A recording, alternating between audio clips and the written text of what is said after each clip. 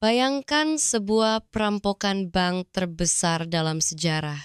Tapi, perampokan ini tidak menggunakan pistol, tidak menggunakan topeng, dan tidak ada satupun kaca yang pecah. Hebatnya lagi, perampokan ini dilakukan di siang bolong, tepat di jantung kota London. Disaksikan oleh ratusan bankir elit Inggris, dan mereka semua tidak sadar kalau mereka sedang kecolongan sampai semuanya sudah terlambat. Hanya dalam waktu kurang dari 4 jam, sebuah negara di Asia Tenggara yang saat itu sering diremehkan berhasil mempermalukan Inggris di kandangnya sendiri. Mereka mengambil alih perusahaan raksasa warisan kolonial yang sudah bercokol ratusan tahun dan memulangkan aset tanah seluas hampir 200.000 hektar kembali ke tanah airnya. Peristiwa ini begitu mengejutkan dunia keuangan, sampai-sampai London Stock Exchange terpaksa mengubah aturan main mereka selamanya agar kejadian ini tidak pernah terulang lagi. Inilah kisah nyata tentang strategi, keberanian, dan nasionalisme ekonomi. Inilah kisah serangan Fajar atau The Dawn Raid 1981. Halo Sobat Petanomics, pernahkah kalian mendengar istilah merdeka secara politik tapi masih dijajah secara ekonomi? Itulah yang dirasakan Malaysia di tahun 1970-an hingga awal 80-an. Kita harus mundur sedikit ke belakang untuk memahami kemarahan yang memicu operasi ini. Saat itu Malaysia sudah merdeka dari Inggris. Bendera Union Jack sudah turun dan bendera Malaysia sudah berkibar. Tapi kalau kita lihat struktur ekonominya, ceritanya lain. Sektor perkebunan yang merupakan tulang punggung ekonomi Malaysia waktu itu, seperti karet dan kelapa sawit masih dikuasai asing. Ada satu nama yang menjadi simbol penguasaan ini, Guthrie Corporation. Guthrie bukan perusahaan sembarangan. Ini adalah perusahaan Inggris tertua di Malaysia, didirikan sejak tahun 1887. Mereka menguasai ratusan ribu hektar tanah perkebunan paling subur di Malaysia. Ironisnya, meskipun tanahnya ada di Malaysia, pekerjanya orang Malaysia, dan untungnya didapat dari bumi Malaysia, keputusan bisnisnya dibuat oleh para bule yang duduk nyaman di kantor mewah di London. Dan tentu saja, keuntungannya pun terbang ke London, bukan berputar di Kuala Lumpur. Pemerintah Malaysia saat itu bukannya diam saja, melalui PNB, Permodalan Nasional Berhad, Malaysia sudah mencoba cara halus. Mereka membeli saham Guthrie sedikit demi sedikit di pasar saham. Mereka mencoba melobi manajemen Guthrie agar ayolah masukkan orang lokal Malaysia ke jajaran direksi. Tapi apa respon Guthrie? Arogan.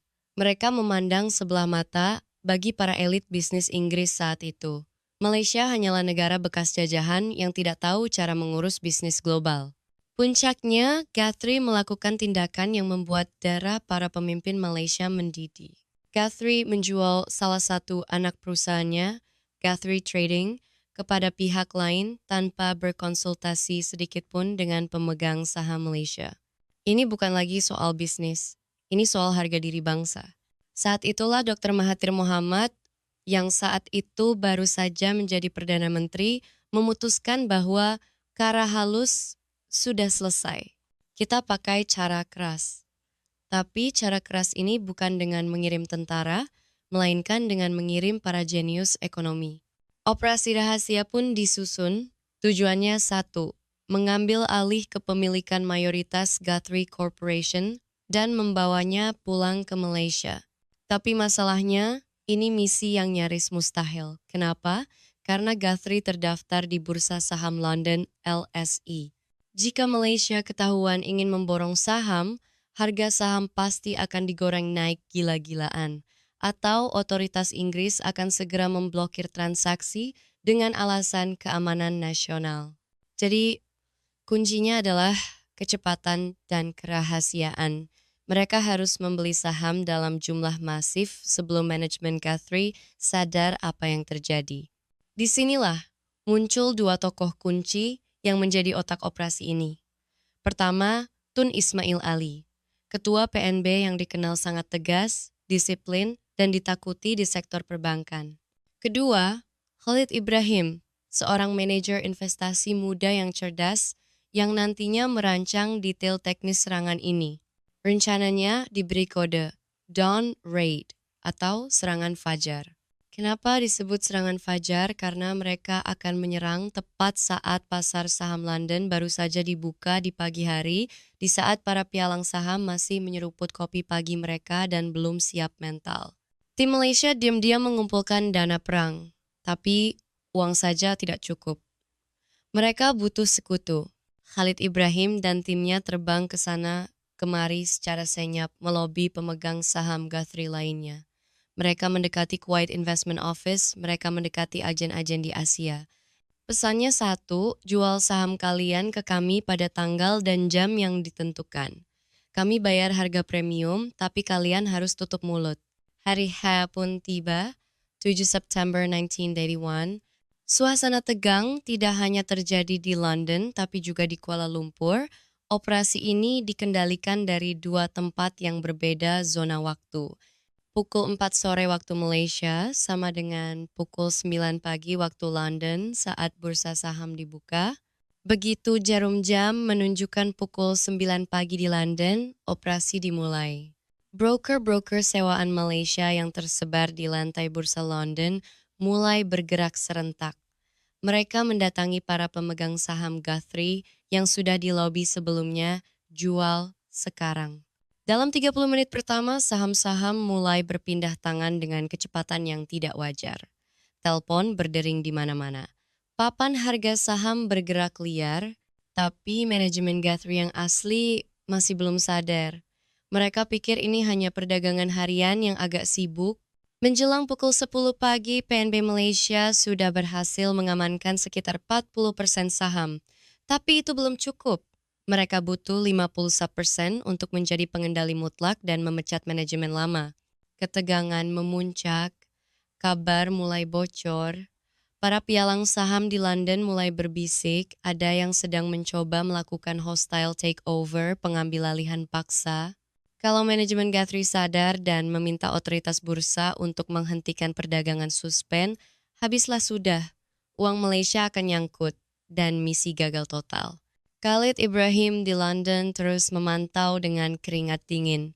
Tun Ismail Ali di Kuala Lumpur menunggu laporan lewat telepon dengan cemas. Para broker Malaysia berpacu dengan waktu. Mereka harus menyapu bersih sisa-sisa saham yang beredar di pasar retail. Dan akhirnya, sebelum jam makan siang, tepatnya sekitar pukul 12.45 siang waktu London, pengumuman yang menggemparkan itu keluar. PNB Malaysia mengumumkan bahwa mereka telah resmi memiliki lebih dari 5% saham Guthrie Corporation. Bisa kalian bayangkan wajah para direksi Guthrie saat itu? Mereka mungkin baru saja mau memesan makan siang dan tiba-tiba mendapat kabar bahwa perusahaan tempat mereka bekerja. Perusahaan Inggris yang berusia 160 tahun itu bukan lagi milik Inggris. Pemilik barunya adalah orang-orang yang selama ini mereka remehkan. Manajemen Guthrie kehilangan perusahaan mereka dalam waktu kurang dari 4 jam. Tanpa negosiasi, tanpa rapat, pemegang saham yang bertele-tele langsung dieksekusi di pasar. Sore harinya, perwakilan Malaysia langsung masuk ke kantor pusat Guthrie. Dengan sopan tapi tegas, mereka memberikan surat pemecatan kepada jajaran direksi lama. Terima kasih atas jasa kalian, tapi sekarang kami yang pegang kendali. Berita ini meledak. Koran-koran Inggris keesokan harinya menjerit. Guthrie diambil alih. Malaysia melakukan serangan fajar. Bursa saham London gempar. Mereka merasa kecolongan dan dipermalukan. Bagaimana bisa sistem keamanan pasar modal mereka ditembus semudah itu? Saking paniknya, setelah kejadian ini, London Stock Exchange langsung mengubah aturan. Mereka memperketat aturan tentang pengambilalihan perusahaan secara mendadak. Aturan baru ini secara tidak resmi sering disebut sebagai aturan anti-Dawn Raid.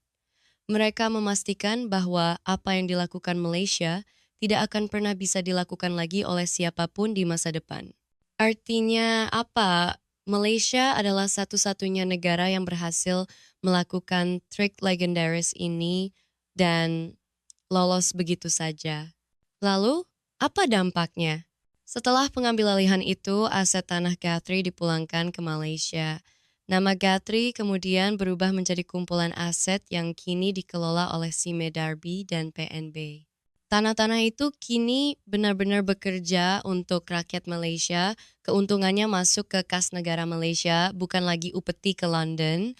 Sobat Petanomics, kisah downgrade ini mengajarkan kita satu hal penting.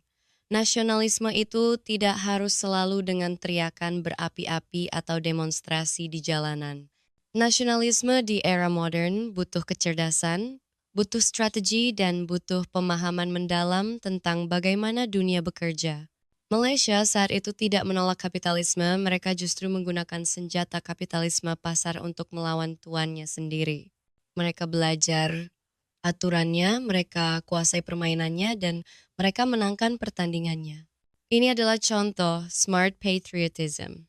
Pertanyaannya sekarang, dan ini untuk kita renungkan bersama, di tengah gempuran investasi asing di Indonesia saat ini, apakah kita sudah cukup cerdik untuk menjadi tuan rumah di negeri sendiri? Atau kita masih sekadar menjadi penonton yang bangga dengan tanah yang kaya tapi hasilnya dinikmati orang lain? Coba tulis pendapat kalian di kolom komentar. Dan buat teman-teman dari Malaysia yang menonton video ini, salam hormat untuk sejarah kalian yang luar biasa ini.